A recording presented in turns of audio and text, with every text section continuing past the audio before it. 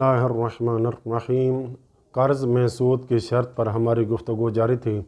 किताब मिनहाजुस सालिहीन की दूसरी जिल्द सफ़ा 341 मसला नंबर 1014 में आयतुल्लाह सिस्तानी लिखते हैं कि एक शख्स ने दूसरे शख्स को कर्ज़ दिया और कर्ज़ लेने वाले पर एक शर्त लगा दी कि मैं तुम्हें मसलन कर्ज़ दे रहा हूँ 1 लाख रुपए और 1 लाख रुपए ही वापस लूँगा, मगर शर्त मेरी ये है कि मैं तुमसे एक चीज़ ख़रीदूँगा, उस शय की, उस चीज़ की जो कीमत है बाज़ार में मसलन 100 रुपए किलो है, लेकिन तुम मुझे कम कीमत पर बेचोगे, मसलन 80 रुपए किलो के हिसाब से मुझे दोगे। तो इधर नुकसान कर्ज़ लेने वाले को हो रहा है जो कि हराम है।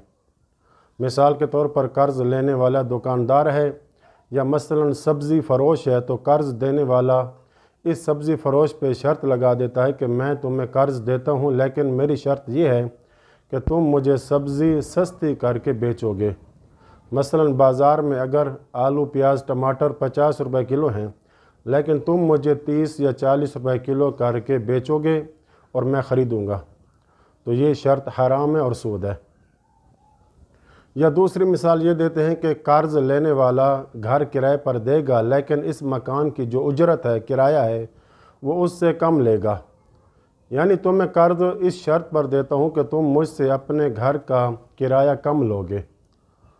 मसलन उर्फ़ आम में घर का किराया 10,000 रुपये है, तो कर्ज़ देने वाला कर्ज़ लेने वाले पर शर्त लगाता है कि तुम अपने घर का किराया मुझसे मसलन 5,000 या 8,000 रुपये लोगे। तो ज़ाहिर है इसमें कर्ज़ लेने वाले को नुकसान हो रहा है, तो ये भी शर्त व ज़ियादत में जाएगा, तो बस ये भी हराम है। अब सवाल यह है कि क्या कोई ऐसा हीला हो सकता है ताकि ऊपर जो मसला बयान हुआ है शर्त की ज़्यादती वाला, इससे छुटकारा हासिल किया जा सके? ऐसा कोई हीला बन सकता है? तो बाज़ फुक़हा ने इस शर्त की ज़्यादती से छुटकारे के लिए एक हीला तलाश किया है ताकि ये मामला जो ऊपर बयान किया गया है जायज़ हो जाए। तो वो हीला यह है कि कर्ज़ लेने वाला कर्ज़ देने वाले से बै करता है कि किसी माल की, लेकिन बै करता है उस चीज़ की कम कीमत पर बेचता है, यानी उसको कोई चीज़ बेची कम कीमत पर। या कर्ज़ लेने वाला कर्ज़ देने वाले से कोई चीज़ ख़रीदता है, ज़्यादा कीमत पर ख़रीदता है, यानी कीमत ज़्यादा देता है, यानी पहले से ही कर्ज़ा लेने वाले ने कर्ज़ा देने वाले को फ़ायदा दे दिया है। या सस्ती चीज़ बेच के या उससे कोई चीज़ सस्ती है उसका ज़्यादा पैसा महंगा देकर फ़ायदा उसे पहले पहुंचा दिया। लिखते हैं कि ये कर्ज़ लेने वाला कर्ज़ देने वाले पर यह शर्त रख देता है कि वो इसे इतना कर्ज़ा देगा। वो कहता है कि ठीक है, मैं आपको मोबाइल सस्ते में बेचता हूँ, आप ले जाएं, लेकिन आप मुझे इतना कर्ज़ा दोगे। ये तरीक़ा और हीला इसको बाज़ फुक़हा जायज़ करार देते हैं, लेकिन आयतुल्लाह सिस्तानी के नज़दीक ये काम करना महल इश्काल है। बस एहतियात का तकाज़ा यह है कि इस तरह के हीले से और उस शर्त से इज्तनाब किया जाए। मसला नंबर 1016 में लिखते हैं कि कर्ज़ देने वाला ज़्यादती की शर्त लगाता है मुक़तरिज़ पर, यानी कर्ज़ लेने वाले पर, कि तुम मुझे असल माल से इतने ज़्यादा दोगे। ये तो हराम था और सूद था, क्योंकि ज़्यादती की शर्त कर्ज़ के पैसे देने वाले की तरफ से थी।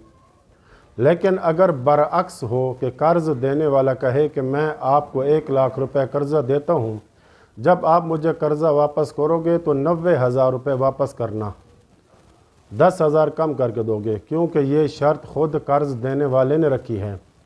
तो क्या जायज़ होगा ऐसा करना?